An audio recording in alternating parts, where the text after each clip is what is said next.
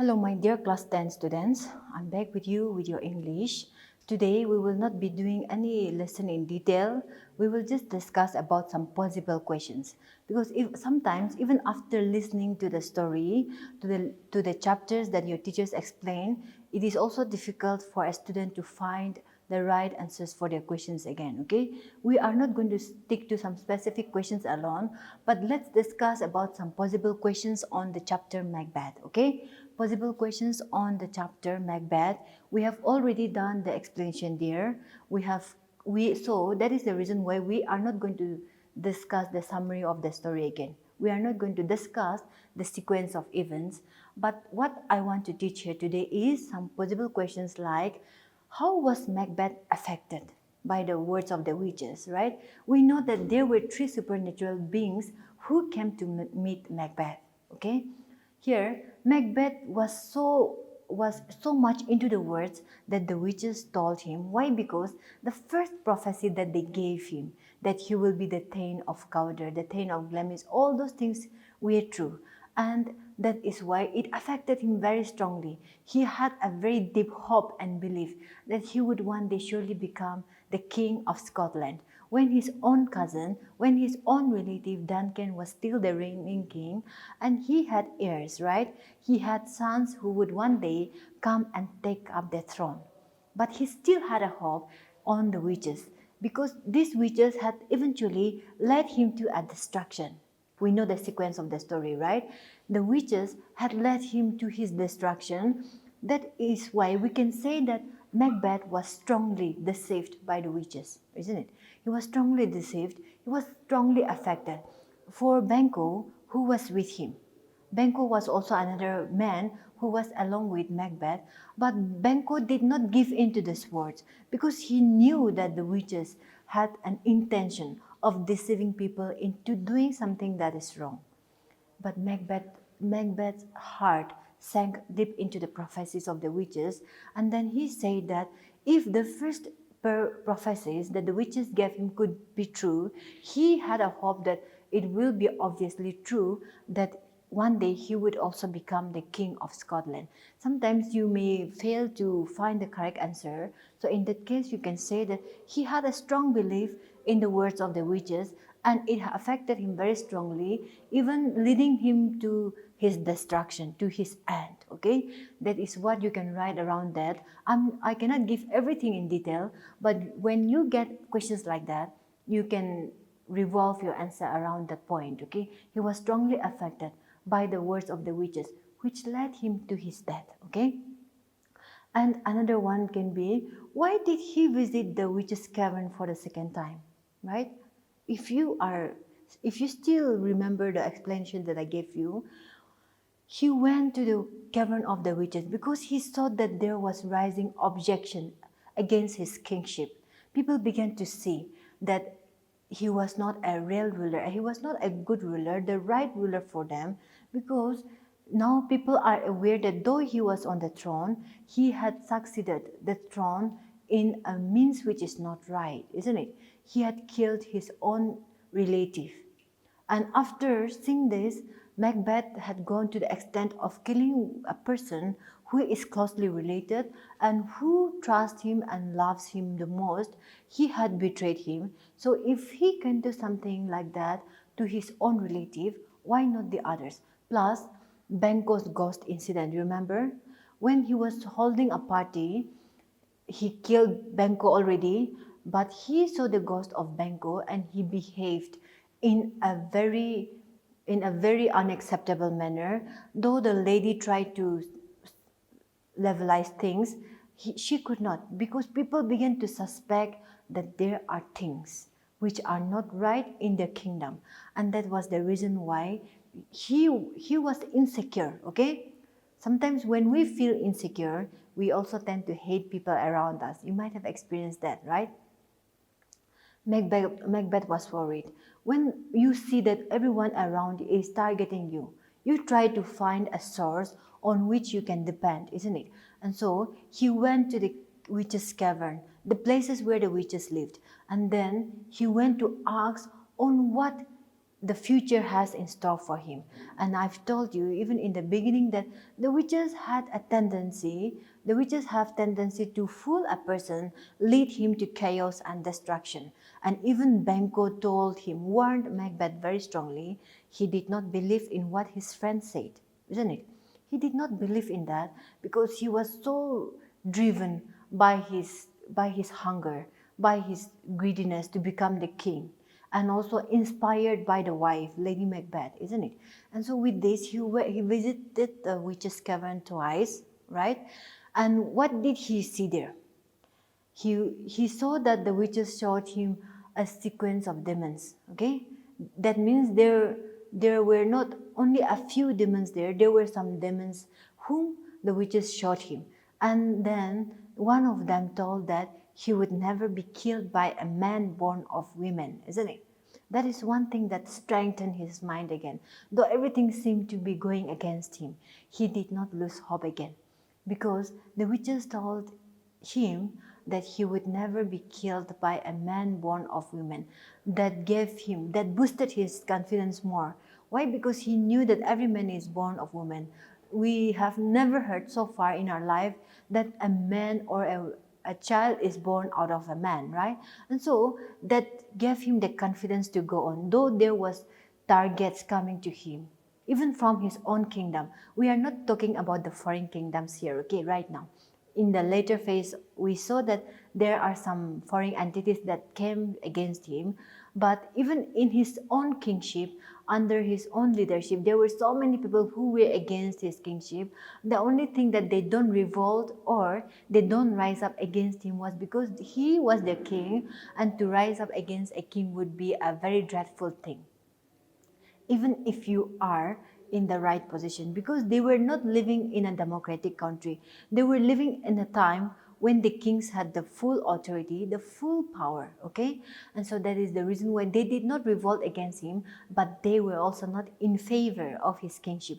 They wanted the heirs of the king to come back, because we know there were two sons, right? Malcolm and Donald Bain, who fled away from this kingdom because they knew that their lives were in danger.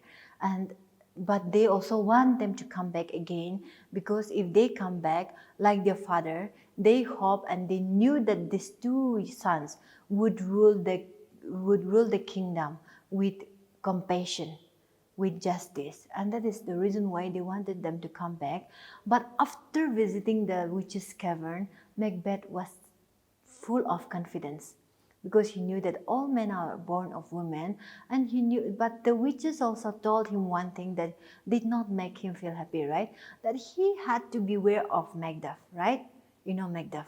Macbeth was also a noble under the King Duncan, but since the king, since the prophecies were given that one day Macduff's, right? Macduff's children would become the ruler of Scotland. That was the reason why he did not like, but Macduff was able to flee from Scotland.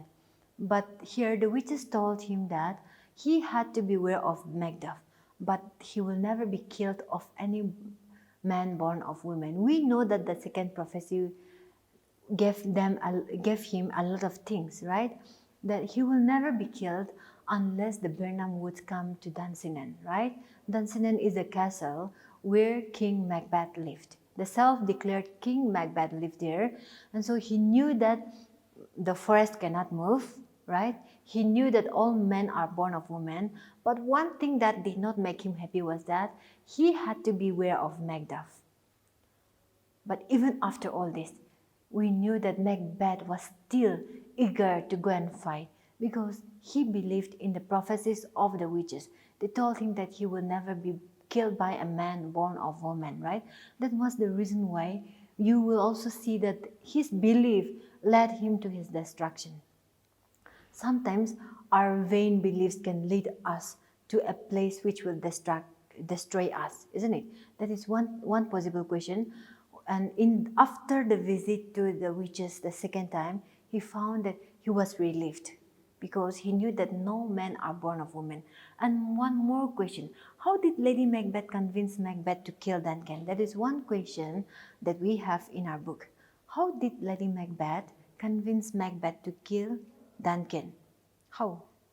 She told him that once he kills the king who is soundly asleep, he would be the king and there would be no one to say anything. And this is partially true. She was a very ambitious lady. She harbored the idea of becoming the queen of Scotland, because being the wife of a king will automatically make her the queen, right? She had the desire, she harbored, that means she had this desire of being called the queen. The selfish desires within her had even led her husband into doing something wrong.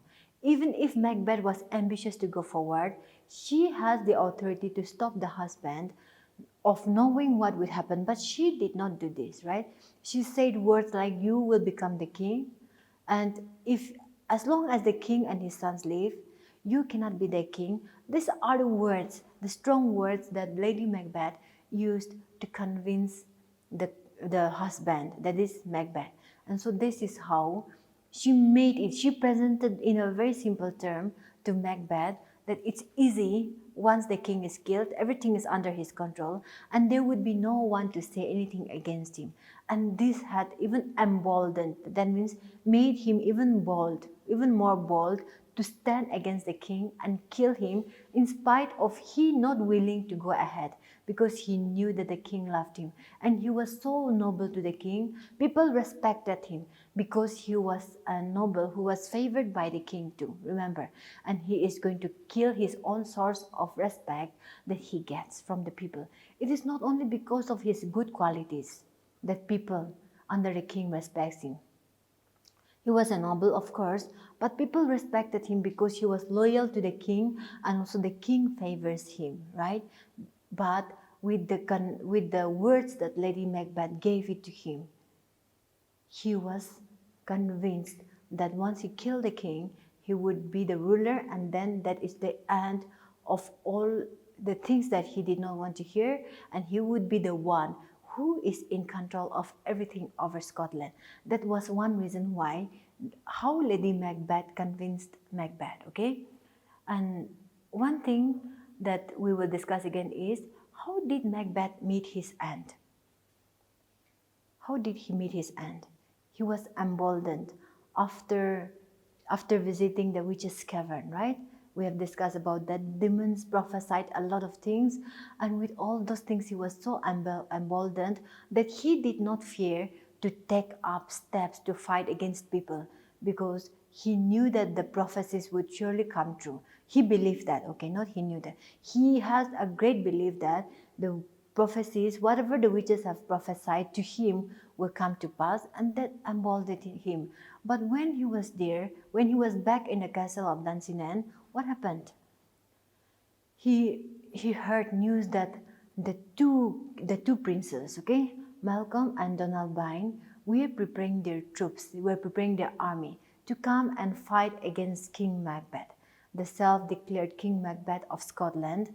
He got this news, and also, and in the meantime, we know everything was not given in detail in our story, but I've told you a little bit about how Lady Macbeth had got a disease of sleepwalking. Sometimes you sleepwalk. You don't even know what you are doing in the middle of the night. You just wake up, you roam around, you come back, but you do not know, right? And then Lady Macbeth had developed this sleepwalking disease. She would always walk around saying that her hands are stained with blood. Remember? She would always be looking at her hands, that she would wash her hands, that she had to wash her hands are stained with blood. All this thing began to continue, okay? It started and it did not stop again. It continued for some days, and Macbeth was also worried about this, okay? She said that an ocean, okay, an ocean full of water would not be able to cleanse her hands, okay? Why? Because she had the conviction that she had done something wrong, right? She had the conviction because she was the one who literally went to kill the king, right? And even after she became the queen, she was not at peace of mind. She would always be worried. She would be walking around. People would see her, saying that her hands are stained with blood. And she was not doing any of this thing in her conscious mind, okay? She was doing everything in her unconscious state. And that was the reason why Macbeth was worried, isn't it? And in spite of all the difficulties coming to him, the challenge that the two princes had given him, okay, remember, he was worried. But in the meantime, when he was still so worried, getting prepared, because he had to be prepared to face these troops of army, that the two sons are coming from England. They were already out, right? One went to seek the British courts, you remember? And so their news was already given that they were coming to visit. And when he got this news, some messengers also came and told him that the Burnham Wood are coming to Dunsinane Castle. That is one prophecy, right? He was so scared at this moment because the troops of army that were coming along with the two princes had cut boughs of Burnham Woods, okay? The branches from the Burnham forest, and then they were walking to the Dunsinane Castle. Remember, they were walking down to Dunsinane Castle, and so this has proved half of the prophecy to be true. And when he heard this news, he had already fortified his castle, okay? That means he had built forts and fencings around his castle, because whatever it is, he had to stand against the forces that are coming against him. But at this moment, he got the sad news that Lady Macbeth had killed herself, right? Everything is coming to an end because he believed in what the witches prophesied, okay? And then, in the meantime, when they had already come, they had gathered, and then they had gathered at the battlefield. Macbeth kept fighting against the forces. But one thing that still kept troubling his mind was that he had to beware of Macduff. So he went fighting till the end and told Macduff to stop. He still had the hope. Though half of the prophecies had been proven to be true, he still had the hope that he will not be killed, and told Macduff that he should stop, because Macbeth, that means he himself, he would not be killed by any man born of women, okay? And so after hearing this, Macduff just told him that he was not a man born of women, but he was untimely raped. That means the modern day cesarean section, we call it, right? He was not of normal birth, but he was untimely ripped from his mother's womb. Okay, after hearing this, his heart shrank, but he had no other option but to fight. And in the end, Macduff killed Macbeth and beheaded him. This was how he met his end. And most of the time, we get this question in 5 marks question. You have to, in 4 marks question, I'm sorry. Whenever you answer your questions, I'm telling you this because sometimes a lot of students do not know how long their answers should be, okay? If you are answering for 3 marks question, remember you have to keep the amount of words that you need to write, and also for 5 marks questions, okay? Sometimes we get 2-3 lines, okay? 1 or 2 sentences for 3 marks questions. If you are doing that, you are going to lose your mark. So please know on how to elaborate the ideas, okay? Like the explanation that I've given you just now might be for 3 marks, okay? If it is for 5 marks, you have to mention things in detail, okay? These are some things that I want all of you to keep in mind, because even after knowing the answers, what happens is you do not know the amount, the limit of your answers. Even if I asked you for a 1 mark question, if your teachers have given you answers of 6-7 sentences, you still write that. There is no point. If it is for 1 mark, you can just give a sentence or 2 in a straight point, okay? If it is for 5 marks, you have to elaborate it depending on the marks. Please know how to elaborate your answers and also compress your answers depending on the marks. So these are some of the possible questions that we have discussed. We also have the think and answer questions. I've been telling you this every time, and I'm telling you again. When you get think and write questions, you don't have to stick to the book every time to find your answers, okay? The question itself says think and write, and you will get this in question number 4 most of the time, okay? I'm not saying that it will always come in question number 4, but in a present format of the board question, what you get is in question number 4, you will get a 5 marks question maybe, in that case you have to elaborate, okay? And you get most of the think and answer questions. You have to think and write or elaborate, okay? If it is not a think and write question, you have to elaborate the story as it is. If it is a think and write question, you have to just use your common sense, okay, and then put it into writing. And so I hope this explanation had given you an idea on how you should answer your questions in the examinations. With this, we are going to end our class today. Thank you all very much.